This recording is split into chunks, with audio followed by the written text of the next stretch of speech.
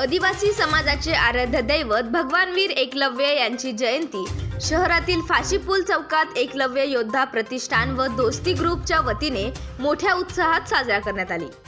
आकर्षण अशा सजावटीत 11 फुटी वीर एकलव्य यांची मूर्ती आकर्षणाचे केंद्रबिंदू होते। अनेकांनी एकलव्य यांच्या मूर्तीचे दर्शन घेत अभिवादन केले, तर तरुण मंडळींसह महिला पुरुषांना नाचण्याचा मोह आवरता आला नाही। गेल्या 20 वर्षांपासून एकलव्य योद्धा प्रतिष्ठान व दोस्ती ग्रुप मोठ्या उत्साहात वीर एकलव्य जयंती साजरी केली जात आहे। या वर्षी देखील हजारोंच्या संख्येने समाज बांधव एकत्र येत वीर एकलव्य यांची जयंती साजरी केली आहे।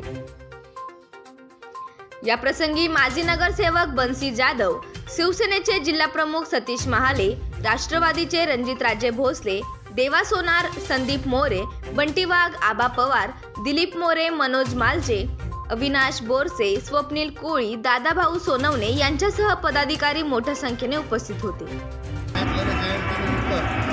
समस्त आदिवासी बांधवांनी जो फाशीपूल इथे धुळे शहरामध्ये जो जिल्ह्यामध्ये जो कार्यक्रम केला आहे तो खूप म्हणजे प्रेरणादायी आहे।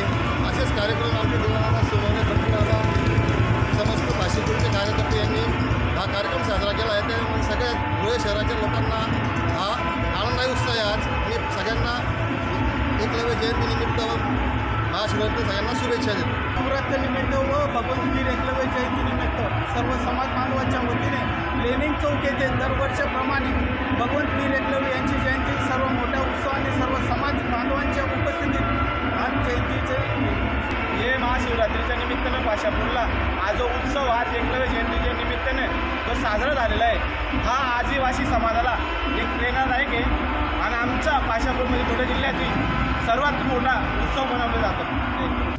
प्रतिनिधी सुनील निकम, माझा महाराष्ट्र न्यूज, धुळे।